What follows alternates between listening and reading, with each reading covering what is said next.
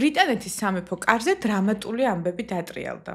მეფე ჩარლზმა საკუთარ ძმას, პრინც ენდრიუს, სამეფო ტიტულები ჩამოართვა.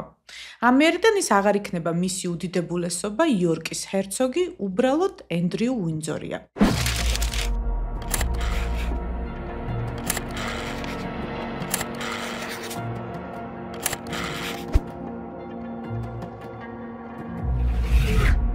გარდა ტიტულების დაკარგვისა, ენდრიუს მოუწევს უინძორში მდებარე სამეფო რეზიდენციის როიალ ლოჯის დატოვება და შედარებით მოგრძალებულ სახლში გადასვლა. მეფის ეს ნაბიჯი მრავალი წლის განმავლობაში დაგროვილი სკანდალების შედეგია. სკანდალებისა, რომლებმაც სამეფო ოჯახის რეპუტაციას დიდი დარტყმა მიაყენა. You met Virginia Roberts, dined with her, danced with her in Tramp. The world is not amused. End of disgraced royal Andrew Mountbatten Windsor's life of entitlement. შესაძლოა ეს იყოს ინსტიტუციური თვითგადარჩენის აქტი, რადგან საზოგადოების ნდობა მონარქიისადმი ახლა ისტორიულად დაბალ ნიშნულზეა. მეფის ეს გადაწყვეტილება უკავშირდება მისი ძმის მეგობრობას გარდაცვლილ სექსუალურ დამნაშავესთან ჯეფრი ეპშტეინთან და პრინცის მიერ ჩადენილ სავარაუდო სექსუალურ ძალადობას მაშინ, როცა მსხვერპლი ვირჯინია ჯუფრე 17 წლის იყო. ეპშტეინი იყო კაცი, რომელმაც გავლენიანი ადამიანების დახმარებით წლების განმავლობაში ააშენა სექსუალური ექსპლუატაციის სისტემა. იგი ტრიალებდა ძალაუფლების ელიტურ წრეებში. მის ნაცნობ მეგობრებს შორის იყვნენ გავლენიანი პოლიტიკოსები, ბიზნესმენები, ცნობილი ადამიანები. ეპშტეინის სისტემა იყო საგულდაგულოდ აგებული ქსელი, რომელიც იდგა ფულსა და გავლენებზე. მისი კერძო კუნძული კარიბის ზღვაში, სახელწოდებით Little Saint James, გარეგნულად გავდა მილიონერთა ექსკლუზიურ სამოთხეს, თეთრი ქვიშა, პალმები, იახტები, მდიდრული ვილები, მაგრამ სინამდვილეში ამ კუნძულზე ეპშტეინი აგროვებდა არასრულწლოვან გოგონებს, ხშირად მოტყუებით, თითქოს მათ ელოდებოდათ სამსახური, სტიპენდია ან განათლების შესაძლებლობა, რეალურად კი ისინი ხდებოდნენ სისტემატიური სექსუალური ძალადობის მსხვერპლები იმ გავლენიანი კაცების მხრიდან, რომელთაც ეპშტეინი კუნძულზე იწვევდა, როგორც მეგობრებს და სპონსორებს. გოგონები ცხოვრობდნენ იზოლირებულად, ბევრი მათგანი ყვებოდა, რომ კუნძულზე ყველაფერი კონტროლდებოდა, მოძრაობა, დრო, ტანსაცმელი, საკვები.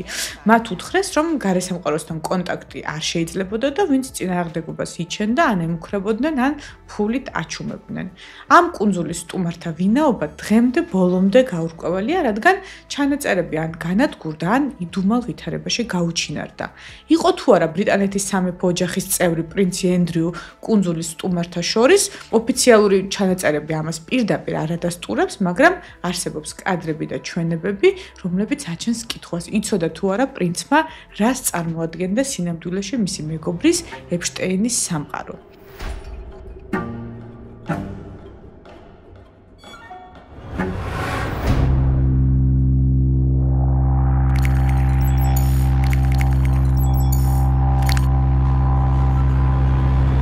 Well, unfortunately, there's this horrible law called Statute of Limitations.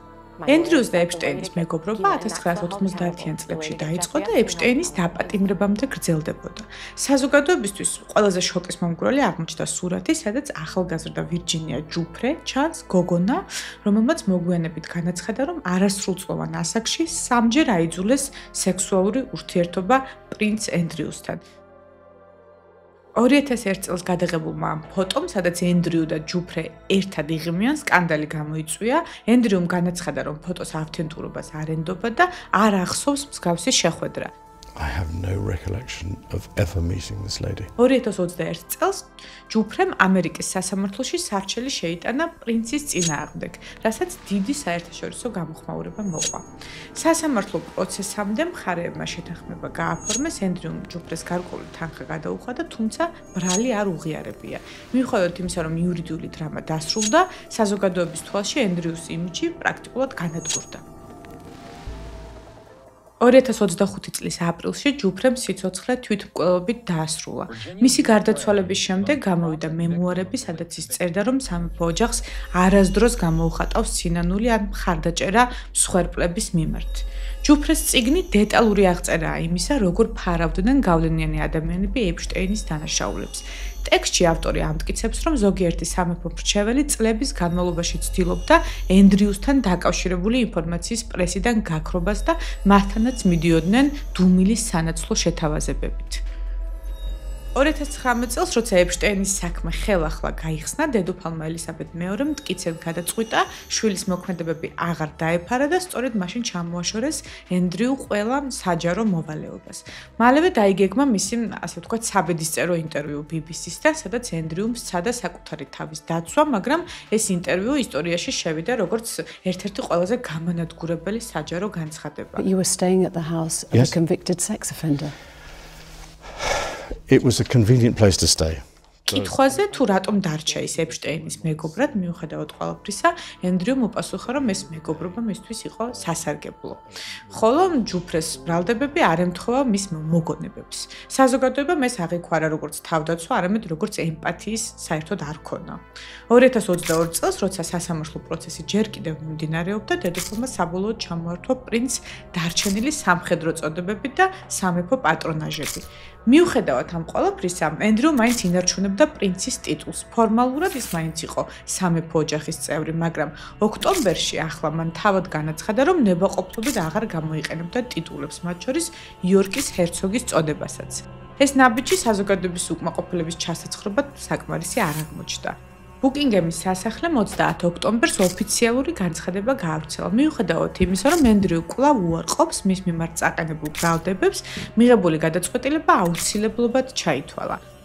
ენდრიუ უინძორის რეზიდენციას ტოვებს, მისი ცხოვრების ხარჯებს მეფე ჩარლზი უკვე ამიერიდან პირადი სახსრებით დაფარავს, სახელმწიფო ბიუჯეტით დაფინანსებული პრივილეგიები კი დასრულდა.